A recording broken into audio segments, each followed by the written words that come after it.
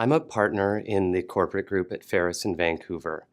I specialize in mergers and acquisitions and corporate finance, and I also give general corporate advice to my clients. I didn't set out to become a corporate lawyer.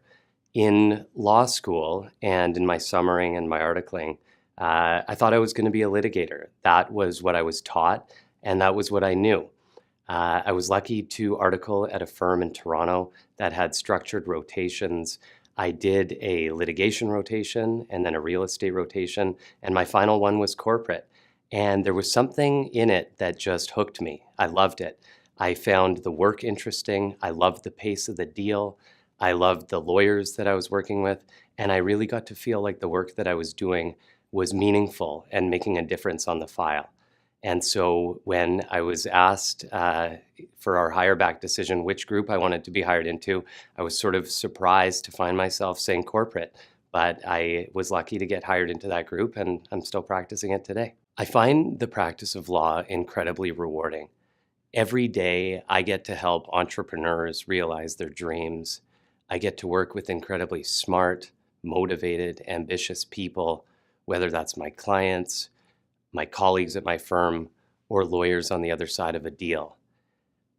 The problems that we face are challenging, but they're also stimulating. They require collaboration to get through, and that collaboration with my clients, with my colleagues, with lawyers on the other side, that builds relationships, and that's rewarding, and that makes coming into work fun every day.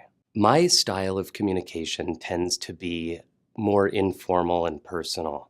I prefer to pick up the phone or have a face-to-face meeting over email. I find in email frequently a lot of the tone and the nuance can get lost, and little problems and little misunderstandings can quickly escalate into big ones. And so I find if you pick up the phone, you can quickly resolve those problems, and you can also form relationships.